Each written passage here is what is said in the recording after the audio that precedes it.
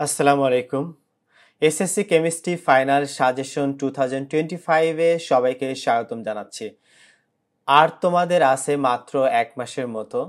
তো এই 1 মাসের মতো যে আছে এইটুকু সময়ের মধ্যে কিভাবে একটা ফাইনালি বা চূড়ান্তভাবে জিপিএ 5 বা A+ পাওয়ার জন্য এই অল্প সময়ের মধ্যে একটা গাইডলাইনটা কিভাবে পেতে পারো, আজকে আমি এটা নিয়ে আলোচনা করব।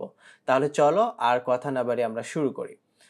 তো আজকে আমরা দেখব যে এসএসসি রসায়নের চূড়ান্ত সাজেশন অর্থাৎ 2025-এ আমরা তোমাদের পরীক্ষা হয় রিটেন হচ্ছে 5টা সৃজনশীল দিতে হয় 50 মার্ক, আর হচ্ছে এমসিকিউ হচ্ছে 25।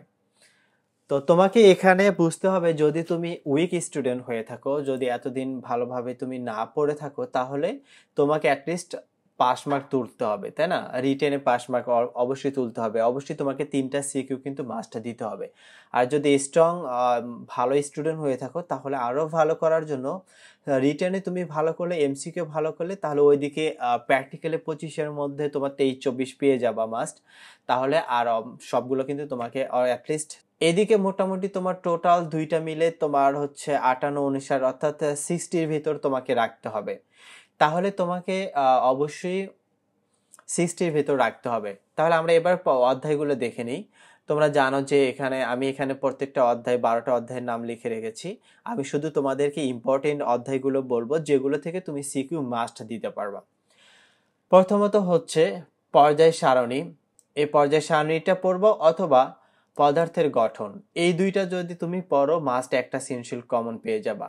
তোমাকে আমি জাস্ট 5টা সিকিউ এর জন্য আমি 6টা চ্যাপ্টার দিয়ে দেবো। এই 6টা চ্যাপ্টারের মধ্যে তুমি 5টা সিকিউ মাস্ট কমন পেয়ে যাবা। এখানে মৌলের ধারণা ও রাসায়নিক গণনাটা তুমি ভালো করে পড়তে পারো, এইটা থেকে আসবে। এবং রাসায়নিক বিক্রিয়াটা পড়তে পারো। 4টা হয়ে গেল। আমাদের জীবনে রসায়ন আর হচ্ছে জীবাশ্ম। তো আমরা সবাই জানি যে জৈব যৌগের চ্যাপ্টারটা অনেক হার্ড হয়, এটা অনেকেই পড়তে পারে না। সো যারা গুড স্টুডেন্ট তারা অবশ্যই এটা পড়ে থাকবে। তো এখান থেকে মাস্ট কোশ্চেন হবে, এখানে কোশ্চেনের বাহিরে হওয়ার কোনো প্রশ্নে আসে না। তো এই 6টা পড়লে তুমি সৃজনশীল 5টা কমন পেয়ে যাবা।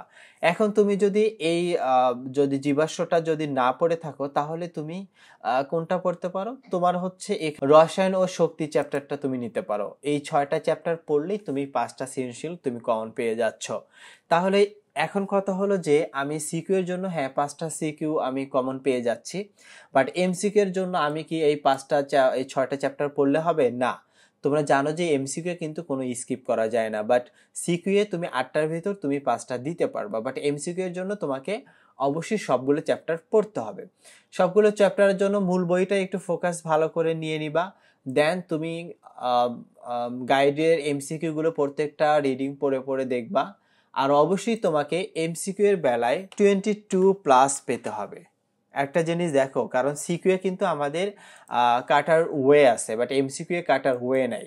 তাহলে তোমাকে যদি 60 পেতে হয়, তাহলে এখানে তুমি যদি 5টা সৃজনশীল দিয়ে ফেলো, রিটেনে যদি 5টা দিয়ে ফেলো, তাহলে তোমার কি হবে? 5টা দিলে তুমি অ্যাটলিস্ট তুমি কাটাকাটি করে তুমি 40 মার্ক পেলা। তাহলে দেখো দেখো যে তোমার এখানে এমসিকিউ যদি তুমি বেশি না পাও, তাহলে তুমি কিন্তু জিপিএ 5 মানে 80 কিন্তু এখানে প্লাস কিন্তু আসবে না কেমিস্ট্রিতে। সো তোমাকে অবশ্যই রিটেনে তোমাকে 40 পেতে হবে, এবং এমসিকিউ এ সবচেয়ে যদি বেশি ভালো পারো, তাহলে তোমার জন্য রিটেনে কম পেলেও হবে।